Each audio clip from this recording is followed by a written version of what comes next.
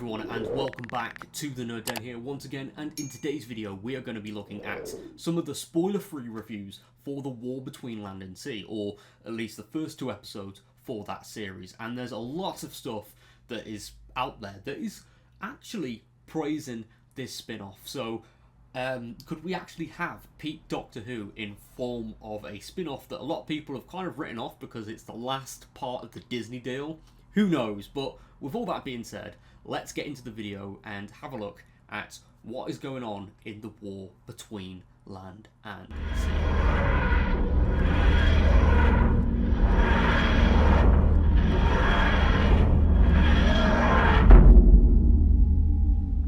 First up, from Metro, new Doctor Who spin-off is the best Russell T Davies TV in years. So, key points: the War Between Land and Sea is promising new Doctor Who spin-off. Is a promising spin-off from Russell T Davies.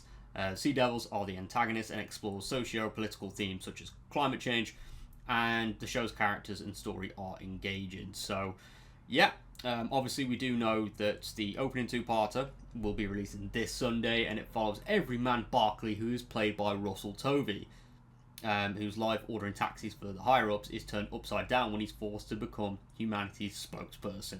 Wow, that's crazy. So, the Sea Devils are the kind of the centre of this spin-off, and essentially, we've got the regular unit crew as well. So we've got Gemma Redgrave as Kate Lethbridge-Stewart, Ruth Madley as Shirley, and Alexandra Deviant as Ibrahim, Colonel Ibrahim, which is really exciting. We've also got Salt as well, who is going to be Gugu Mbatha-Raw's character, the Sea Devil, which is really, really exciting.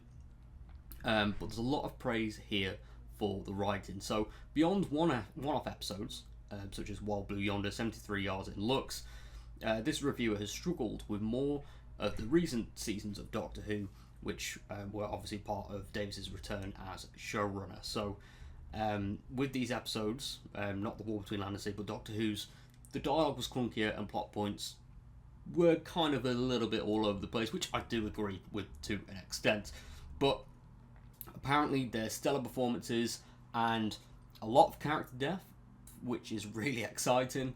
And obviously the themes as well, centering the spin-off, is really, really exciting. And obviously, it's going to be the last one that has a Disney Plus budget as well. So you can tell that the money has been spent well here, with grand scale sets, gorgeous costuming, and epic ideas such as the plastic apocalypse of episode 2. That sounds really exciting, to be fair.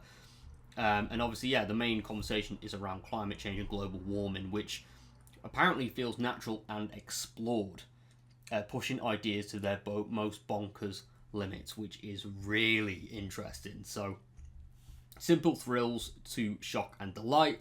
So, apparently this is, Russell T Davies' strongest work, or at least one of them anyway.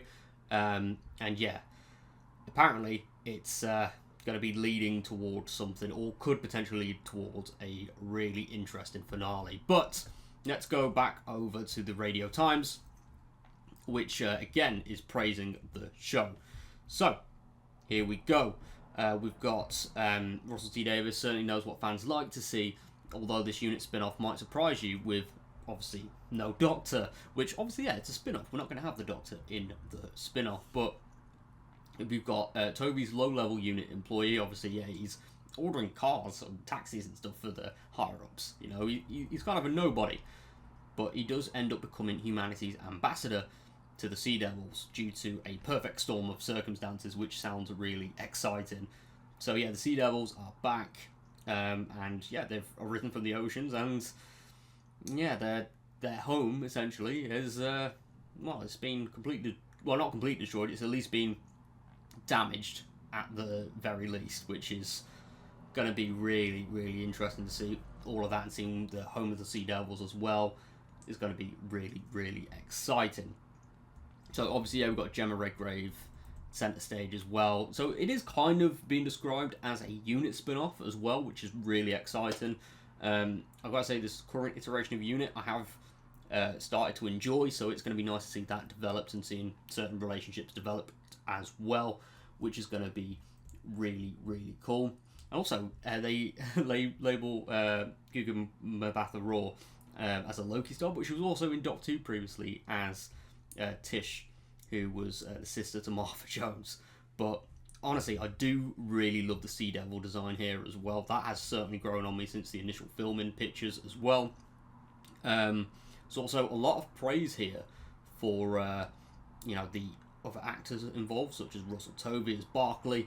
We've also got Colin McFarlane as General Austin Pierce, who previously was in the 3rd season of Torchwood, Children of Earth. So, again, there's going to be a lot of connections there to the wider Whoniverse that's pointing out in this review. And, the sense of global conflict is going to be emphasised as well. So it's been given 3 out of 5 stars. So it's kind of being praised here, which is really, really good. And then radio time. So the Whoniverse spin-off should tempt even those disillusioned with Doctor Who. So radio times are giving it a 4 out of 5. And again, the review is based off the first 2 episodes, 2 out of 5 of The War Between Land and Sea. So there's that 2-episode premiere. And straight up, a lot of people are praising it.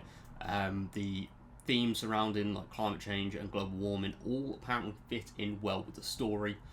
The Sea Devils might not be the most iconic monsters featured in Doctor Who, but the fact that they're being kind of thrown into this big global conflict story, instead of like the Daleks or Cybermen, the more iconic villains or the ones that are known to mainstream audiences, apparently it works, or at least so far in the 2-episode premiere. But the writing is apparently much sharper than in recent seasons of Doctor Who.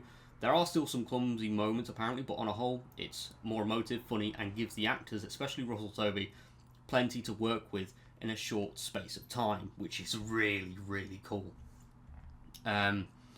But the same can't be said for Kate Lethbridge-Stewart, because Gemma Redgrave does give a fantastic performance, including a fierce entrance into the show, but it's difficult to care about the ins and outs of her personal life, because apparently those scenes are the weakest so far, which is a bit of a shame, because again, as I mentioned earlier, it's meant to be like a unit spin-off as well, but hopefully that does improve in episodes 3, 4 and 5, but we will just have to wait and see. But for the rest of the cast and the characters, they're given a lot of praise, so roll on Sunday.